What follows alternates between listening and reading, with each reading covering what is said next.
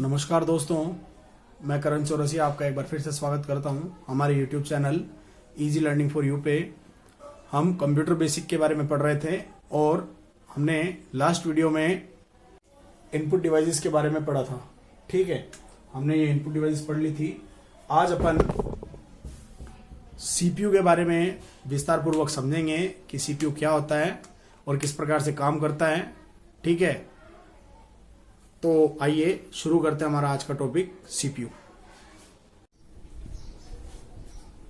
देखिए, हमने computer system की कार्यप्रणाली को समझा था, जिसमें मैंने आपको कंप्यूटर सिस्टम के 4 घटक इनपुट, प्रोसेस, आउटपुट और मेमोरी ये बताया था।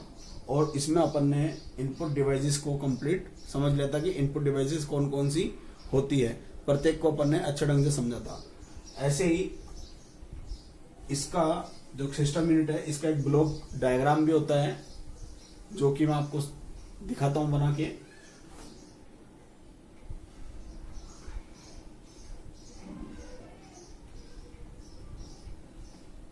इनपुट यूनिट,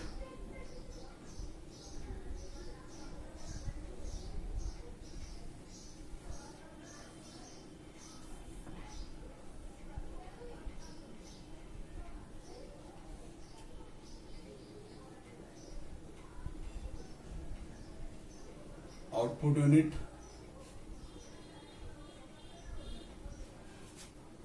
और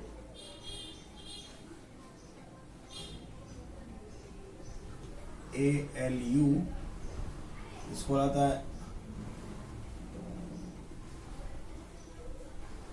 अर्थमेटिक लॉजिक यूनिट। यहां पे लिख देता हूं मैंने इसका पूरा नाम।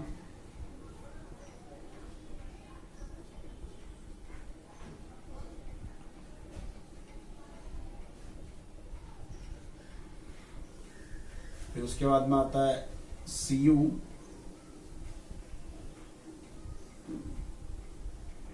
जिसको बुलाता है कंट्रोल यूनिट। उसके बाद में एक ब्लॉक बनता है मेमोरी, जिसमें एक तो आ गया प्राइमरी मेमोरी और एक आता है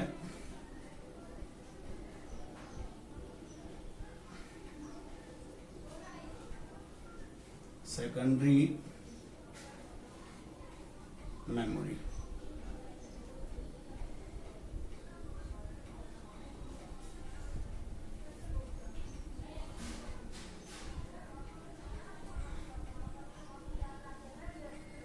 देखिए, इनपुट यूनिट के माध्यम से जो भी डेटा डाला जाता है वो सबसे पहले कंट्रोल यूनिट के पास में जाता है, और कंट्रोल यूनिट के पास में जाके ये यूनिट ये तय करती है कि जो डेटा है वो किस प्रकार का है। अगर उस पर कोई काम करना है तब तो वो उसे ALU के पास में भेज देता है, CPU में जो ALU यूनिट है उसके पास में भेज देता है, नहीं तो उसको वो मेमोरी के अंदर भेज देता है स्टोर होने के लिए। ठीक है,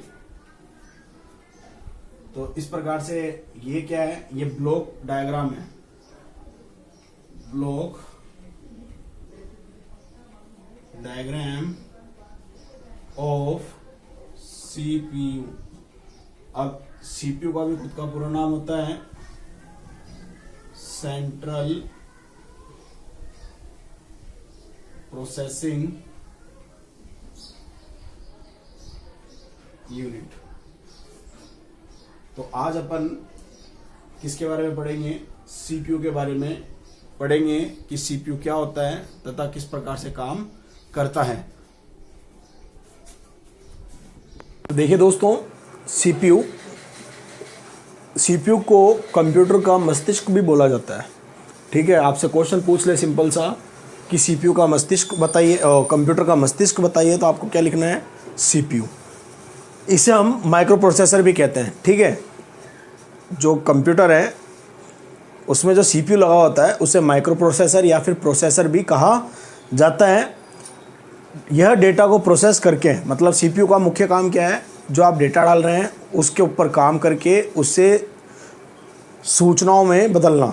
ठीक है, ये कौन करता है? CPU करता है।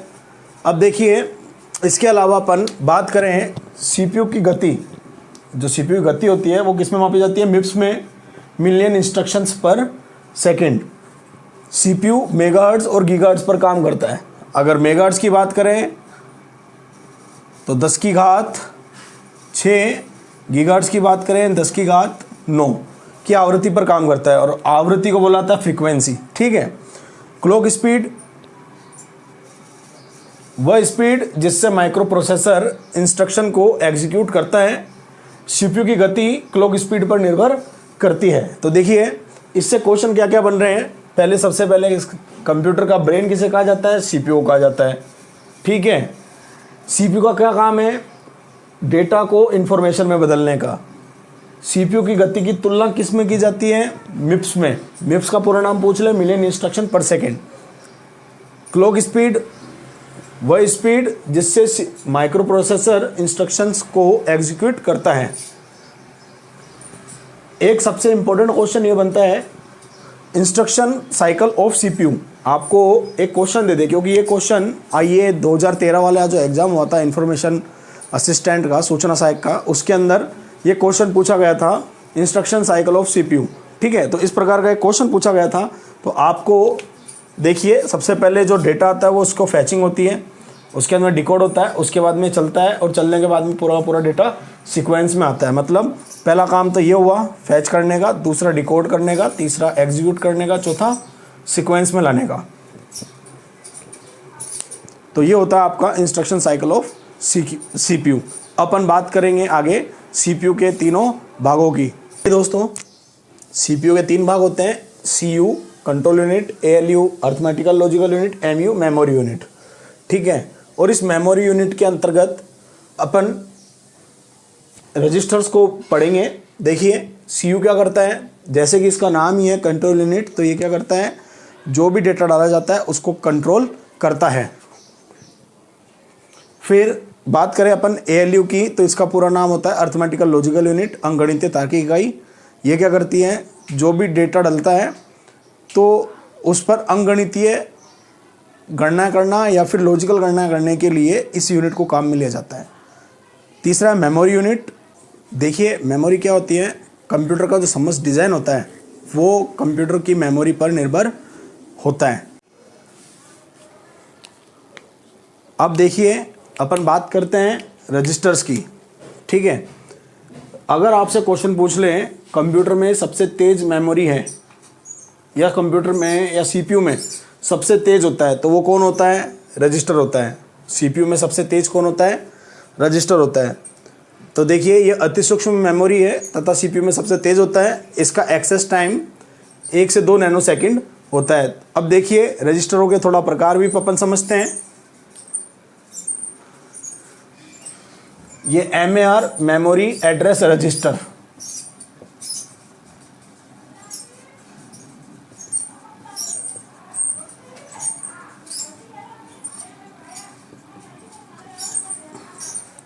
MBR memory buffer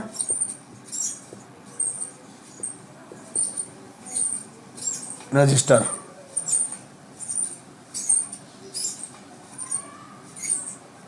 program counter ये चलाए जाने वाले डेटा का एड्रेस रखता है। मतलब जो डेटा अपन को चलाना है उस चलाए जाने वाले डेटा का एड्रेस किसके पास रहता है? प्रोग्राम काउंटर के पास। इसको पीसी बोल सकते हो। एक्यूमुलेटर यह गणितीय समीकरणों व उनके परिणामों को अपने पास रखता है। मतलब जो गणितीय काम हो रहे हैं उनको तथा उनसे जो भी परिणाम प्राप्त होंगे उनको कौन रखेगा? एक्यूमुलेटर। रजिस्टर के समान ही होता है। ठीक है। फिर बात करें इंस्ट्रक्शन रजिस्टर की, जिन डेटा की प्रोसेसिंग चल रही है। मतलब मानो अपना एक सीपीयू है, ये अपना एक सीपीयू है,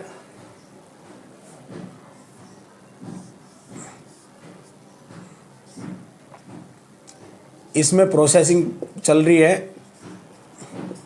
ये 4 इसके अंदर प्रोसेसिंग चल रही है। सीपीयू के अंदर ये 4 प्रोसेसिंग चल रही है। तो इनका जो एड्रेस होगा वो कौन रखेगा? Instruction register. इन चारों का जो एड्रेस होगा, जो ये सीपीयू में प्रोसेसिंग चल रही है, इनका एड्रेस कौन रख रहा है? अपना इंस्ट्रक्शन रजिस्टर। ठीक है, देखिए सीपीयू आपको समझ में आया होगा कि सीपीयू क्या होता है और क्या क्या काम करता है। उसी प्रकार से मदरबोर्ड पे